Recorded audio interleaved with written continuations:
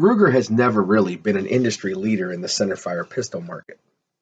Their centerfire pistols have always sold well, but when the knowledgeable pistol shooter thinks of their top pick in a competition or defensive environment, they almost always go to Ruger as a third or fourth choice, if at all. This is actually kind of weird, as Ruger has been the first choice in several other categories over the years for a lot of gun people. The 22 Auto that started the whole company is still considered the standard for 22 pistols and still dominates that market to this day. Their revolvers and single action are also considered to be the best choice by most when it comes to that segment, neither 22 or big bore. But Ruger never seemed to get it together as a front runner in the field of centerfire auto pistols. The Ruger P series, starting with the P85 and ending with the P97, were well made and popular models. Anyone who has ever used them will tell you that they bring to mind the word tank. This usually means two things. One, it is reliable, and two, it is chunky and overbuilt. They actually did get a little traction in the law enforcement market in the 1980s when everyone was throwing off the revolver to the semi-auto, and did see some small-scale military adoption. But they did not move into being in the holsters of most cops by the early 1990s as other makes such as Beretta, Sig, Smith & Wesson, and Glock did. When I moved to purchase my first pistol in December of 2000, I wanted a semi-auto 9mm that I could get the then pre-ban high-capacity magazines for. For those who don't remember or who were not around at the time, the assault weapons ban of 1994 was in full effect and all pistols were shipping with neutered 10-round magazines. This is probably one of the reasons that the 40 took off at that time period as well as it did. Most pistol buyers said to themselves, well, if I can only have 10, it may as well be 10 big ones.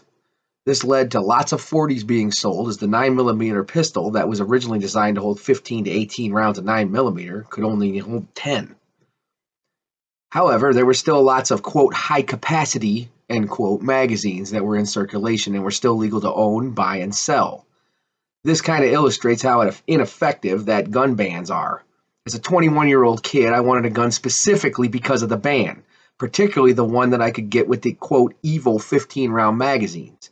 In fact, I remember distinctly buying the magazines for the Ruger P series before I bought a Ruger P93 in stainless steel new for $385. If there was no ban, who knows what I would have been interested in when I was thinking of my first handgun. But I was attracted to the P series primarily in that I was sure that the pistol was only going to go up in value and rarity due to the expensive quote pre-ban magazines that I would have had for it. It has led me down the road to a safe full of firearms that were banned during the bad old days of the assault weapons ban, and a life of shooting, hunting, training, and a career with a gun on my hip more often than not. So I guess I can thank Clinton, Feinstein, and Schumer for this life I lead. Hey, thanks, guys.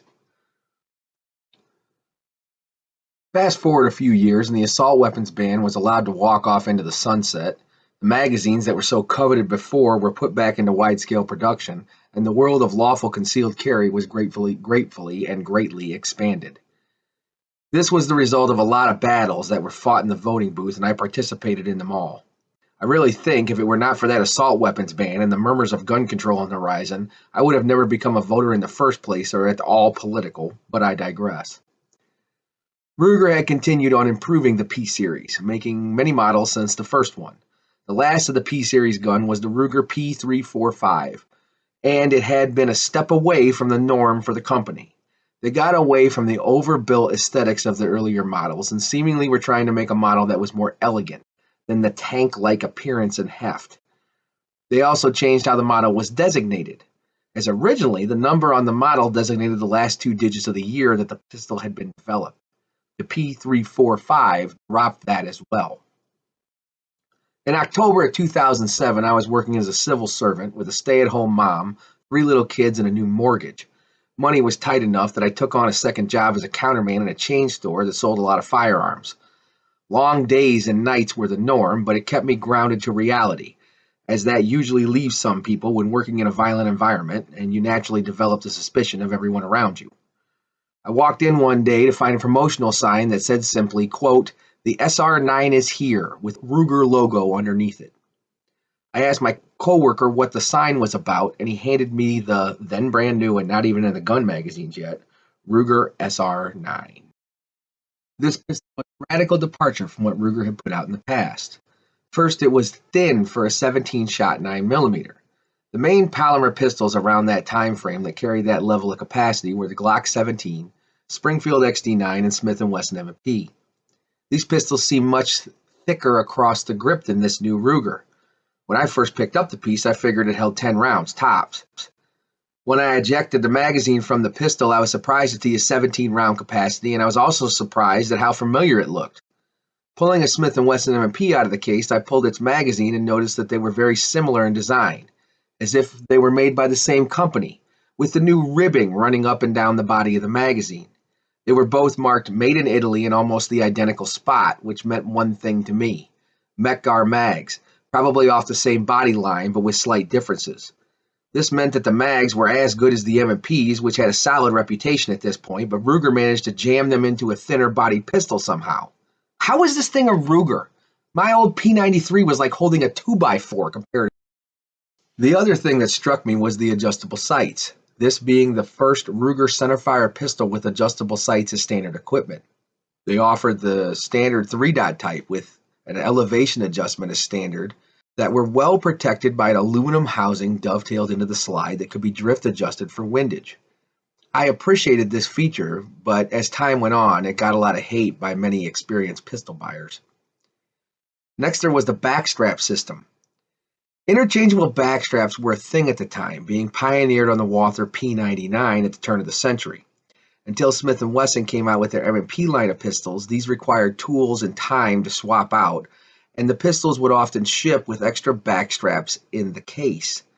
Many a used pistol came into the shop with the backstraps missing, and if you bought the piece used, this meant you were stuck with what it came with on it, or had to buy replacements. Ruger had thought this through and simplified the design by making a reversible backstrap system that one simply drove out the retaining pin from the back of the grip, removed the rubber piece out of the back of the pistol and turned it 180 degrees before reinserting it into the grip to change the size of it. Smart and simple with no extra parts to lose. I also honestly almost missed the accessory rail on the dust cover of the SR9's frame. Whoever was doing the design work over there on the earlier P345 when it came to rails got a lot of inspiration for the SR9. It seemed at the time, and still seems today, like pistol manufacturers want everyone to notice their pistols has an accessory rail on the front end of it. The worst offenders of this being the Beretta 92 series when upgraded with a rail, and the full-length frame on the SIG P320. They scream, "Look, damn you! I have a rail on me! You can hang a light on me now!" Ruger made, in my opinion, the most subtle rail system that has ever been put on a pistol with the SR series. It says, "Hey, how are you? Oh, this? Yeah, you can hang a light on here. But I don't need to yell at you about it. I don't want to be too flashy, no big deal." I don't know why, but I always like that. Not all rails need to be chunky sawtooth affairs, but apparently I'm in the minority on this, as there is not another pistol on the market with such an inconspicuous rail, nor has there ever really been one since. Ruger opted to go with bilateral controls on the SR series, including the magazine release and the manual safety lever. The ambidextrous mag release was a feature at the time really only offered on the XD line of handguns and the Walthers and some HKs with their paddle type releases. If you were one of the 1 in 10 people in the world who were left-handed, then you either had to reverse the magazine release, which was an option on the Smith & Wesson M&P series, but not the Glock yet. The Gen 4 would not be out for another 3 years, or learn to live with it and run with your middle finger jack. Ruger offered another option for those who were wrong-handed, and it still made it totally usable for the 90% of the world who were right-handed among us. I suppose if there were criticisms of the SR series, it would have to be all the safety features that turned some law enforcement buyers off. Glock and Smith & Wesson were the two big players in the striker-fired world, and they lacked some of the gizmos that Ruger included as standard equipment. First, Ruger opted to add a small bilateral stamped sheet metal thumb safety on the frame. This did not do it any favors in making it competitive in the law enforcement market, in my view. If you look at the transition to semi-autos from the tried and true revolvers, one of the things that was often cited against the semi-auto pistol, whether it was real or not, was the manual safety would be forgotten to be deactivated before the gun could be fired in a fight. One of the many reasons that the Glock rose to popularity among the cops in the USA was it was, quote, like a revolver, unquote, and there were no levers or buttons to deactivate before the pistol could be used. It was a point and shoot solution to the duty handgun. I remember sitting in my police academy and having an instructor state that he chose the Glock because of this. He wanted it, quote, as close to a revolver as I could get, end quote, as far as a manual of arms if he needed it in a fight. This included no manual safety to have to worry about when the gun was needing to be fired under stress. But on the civilian market, this was in fact a selling point. I remember many new gun buyers standing at the counter and looking over a Glock because that is what they had heard was a good gun by everyone from Tommy Lee Jones and U.S. Marshals to gangster rap. But after showing them all the features, they would ask, where is the safety? I would often answer, between your ears. They would then put the gun down like it was an unsprung bear trap. There were many who want a manual safety still to this day. Most of the successful pistols nowadays include a model with one and one without for those who have a strong opinion on this issue. This was not as common 15 years ago as it is now, Ruger being one of the few modern pistols that was offered with a thumb safety as standard. Ruger, to its credit, made the safety lever small, unobtrusive, and not easy to accidentally engage when shooting it or handling it. People like me never really relied on it, and I never had turned it on while carrying one. It was one of those things that those used to other pistols without a manual safety of the same type could simply forget about. Ruger also included a loaded chamber indicator on the pistol that was big and bold. At this time in Ruger history, they seemed to be obsessed with this feature, adding it to the Mark III pistols in production at the time, the only .22 pistol to this day with a loaded chamber indicator. They also opted to write all over it, quote, loaded when up, and included large red panels on the side of it, making it appear at a glance that the pistol was loaded. The indicator was also tactile in this regard, meaning even if in total darkness, the user could determine if there was a round in the chamber by simply feeling the top of the slide.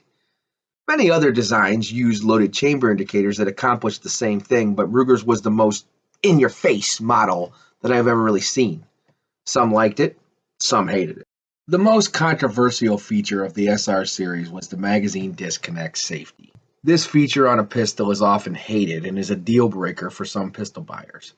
I do not feel that this is an automatic, quote, no buy situation, end quote, unless we are talking about Browning high powers, and I have written about how they are hated for stupid reasons when I made a video about the SA-35 from Springfield.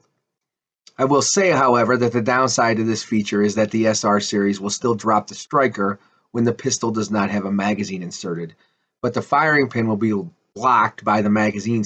This means that if one was to do some dry fire practice on a regular basis with the SR series and opted to not have an empty magazine in the pistol, over time the firing pin and striker assembly would become damaged. The mag safety is only engaged by a very small shelf on the striker assembly and could be a failure point for one or both components. This seems pretty chintzy and is the one design flaw that the gun further could have benefited from a deletion of. In a word, this sucks a lot. And yes, you could remove the damn thing in 5 minutes with basically one punch, no hammer needed. But I opt to leave such things in for liability reasons on a defensive gun. I refer you to the SA-35 video if you want to get deeper into that. Now, digging a little deeper into the guts of the SR series, this was Ruger's attempt at a Glock. The similarities in overall design are obvious if one looks under the hood. While the SR is not a part-for-part copy of the Glock design, it's close enough in overall principles that it was truly a Ruger. It uses a similar trigger mechanism, a similar striker mechanism, firing pin block safety, and a locking system. Add a magazine safety and make the ejector swing down, and you pretty much have the same gun. So Ruger set out to make the SR series different enough by not including a trigger block safety, having a regular trigger when they were first released. This was quickly changed over to a new trigger upgrade, adding the trigger safety when the gun was found to fire if the manual safety was disengaged and inertia would cause the trigger to move back on its own with a good drop to the rear. This was fixed by adding the Glock dongle to the trigger only 7 months after initial production started. At the same time, for reasons I have never able to been fully flush out, the magazine release button shape was changed from round to more of a backwards D shape. One other early criticism, and I mean early as hell, like before a year into production, was the chamber peening issue. There were people who were concerned that the locking surface on the barrel where it engaged the slide seemed to peen over, and this was predicted to lead to massive issues. Time has proven this concern to be unfounded. Both of the ones I currently have do have some slight deformation on the top of the chamber and slide area, but it's never gotten worse and has never affected the function of the pistol in any way. Also of note here should be the use of investment castings in the pistol. Ruger was a pioneer in the use of investment cast parts in firearms and had been perfecting it for decades when the SR series emerged. Ruger investment casts the slides on all of their pistols to this point, as opposed to starting out with a forging that would need machined. This technique keeps costs down, and once you know what you're looking for, it's easy to spot cast parts as opposed to forged ones. Ruger often left the rough sand cast surfaces on non-critical areas of the parts, then you can see it a mile away. This is also the reason that a lot of Ruger guns look beefier than their competition. The casting process makes it much harder to make small, precise parts. I truly believe that the investment cast process kind of reached its height with the SR series, and quite frankly, may have been its downfall. 2.5 years after the start of the production run, Ruger came out with a chopped-down carry model called the SR9C. Until recently, I did not have one in my stable as I sold away my original one for one thing or another. Probably something mundane as diapers, groceries, or car repairs, and I always regretted it. In fact, I know of a few people who want an SR9C to this day after missing the boat on one when the production stopped. They are that good at balancing a slim 10-shot 9mm with a carryable package and great ergonomics. If you look at the 365 XL from SIG, you can see how far a high-capacity, thin and small as possible 9mm came in 10 years. SIG threw the world upside down and lit it on fire with the 365 a decade after the SR9 hit the market, and interestingly, a year later the SR series would be killed by Ruger. The SR9 series was about as thin and compact as a double-stacked 10-round striker-fired 9mm could be for about 8 years, till the 365 showed up. I actually carried a Ruger SR40C in the front pants pocket of my 511 pants for a couple of years before I parted ways with it for one reason or another, later regretting that one too. I have never seen or heard of an SR9 not being a good shooter. The first one I ever shot was an early production model at a manufacturer-sponsored shoot. I stacked about 10 rounds into one ragged hole at 7 yards and was hooked. The trigger was good, the grip was comfortable, and the sights were usable.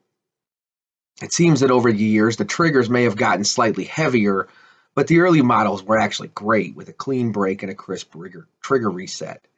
Even now, they are good shooting guns. The two I have run like tops with any ammo I put in them and shoot as good as I can. Also around 3 years into production, all blackened slides were added to the SR9 and the SR9C. There is some differing opinions on what the finishes actually were on the black models, and also if the slide materials were changed on them. The current consensus is that the full-size guns retained the stainless alloy and the slides were nitride coated, but the SR9C was not stainless and was switched to an alloy steel with some sort of nitride coating. The production of the compact that I picked up is August of 2012, and it is listed as having a, quote, blackened alloy, end quote, slide. I suspect my full-size model, which I picked up on the used market with no accessories for $250, is much later in the production run, and I have no way of knowing if it is stainless or not. This is one of those things that will be lost to history at some point unless this gun gets a collector's following, which right now it lacks. 3 years into production of the SR series, the SR40 was released by Ruger and 40 Smith & Wesson, and then about a year and a half after that, the 40C arrived. This is where the problem started for the pistols. The 40s had a slightly beefed up slide with some external cuts missing from the slide, so it was slightly heavier to accommodate the higher pressure of the 40 round. This is fine, and really to be expected when the 40 is back engineered to fit into a 9mm size package. But remember how I was talking about the slides being cast earlier? The SR40 pistols started coming back to the shop I was working in at a relatively frequent rate. The failures were always the same. The front of the slide, right underneath the barrel, would lose a chunk of metal out of it. I sent back more than one with this exact problem and can only say that is where the casting was the thinnest on the slide. Ruger always made it right and was quick to send out a replacement, but it was a known issue at the time. The other place that was known to fail was the extractor on the pistol. Ruger made a long and wide external extractor for the SR series because they designed them to be investment cast too. I personally sent back one that had the extractor broken clean in half, shearing off at the point where the through pin was. It was disconcerting to say the least, and I suspect that's why the 40 did not stay in production in the numbers the 9mm did. Interestingly, on my own pistols, I noticed that the 2012 production SR9C has a clear casting mark on the extractor, but the later model does not, almost as if it's not cast at all, but made some other way, using a forging or a CNC milled and then hardened. I don't know. By the time the production run was coming to an end, the SR45 came out. This was a larger version in every way, but it also was made to handle the 45 ACP cartridge, production of which would only last for 3 years. It would have been cool to see this made in 10mm one day, but I suspect the issues with the design of the slide and the problems with the 40s made this a non-starter for Ruger. Ruger also released the 9E model after the discontinuation of the Ruger P Series P95 went out of production, leaving Ruger lacking a budget gun in their lineup. Polymer pistols cost a fortune to initially set up production as the molding equipment is insanely expensive. However, once the machines are paid off, the cost per unit goes down significantly, and a company can puke out frames for pennies while the machine wears out. I suspect that was the plan with the SR series at this point, as the 9E frame was unchanged from the original model, but the slide was simplified, removing almost all of the machine work from the outside of the slide like polishing. The loaded chamber indicator was ditched and the adjustable sights were replaced with more basic fixed ones. The slide was also just blued in place of nitride coatings used on the SR series. I had one of these for a while before I parted ways with it. Later I regretted that one too. Damn it. By the end, even the SR9 and SR9C were cheapened up. The brush polishing was deleted on the later stainless models, leaving a matte bead-blasted finish all over the entire slide. Also, the later production models can be distinguished almost instantly by the lack of a hole in the slide cover plate. Early production models had a retainer tab that held the cover plate in place. The later ones, this was deleted, as it would appear it was not as necessary as Ruger initially thought. Ruger replaced the SR series with 2 other models, the more high-end Ruger American and the budget-minded Ruger Secure 9. I personally hate both of these pistols. I think they're ugly and less refined, and I think Ruger took a huge step backwards with them instead of further developing the SR series. I'm not a gun executive or a designer, but I am a shareholder in the company, although I own less of the stock than what another SR9C would cost. I think they should update and bring back this model. The SR series, in my opinion, was the pinnacle of Ruger centerfire pistols, and I'm sure I'm not the only ones that wish we would have seen this model develop further. So it would appear, after all that I have said about the Ruger SR series, I have some sort of weird fetish with them. Well, yeah, maybe. Anytime I look at a used pistol case, visions of one sweep through my mind as I search more of them out.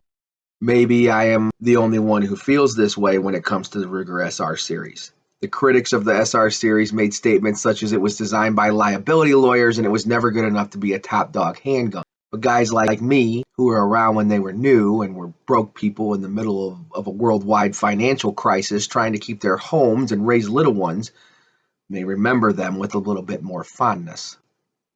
I know I certainly do. There's a loaded SR9C in my desk drawer waiting patiently for my call if the time or need arises.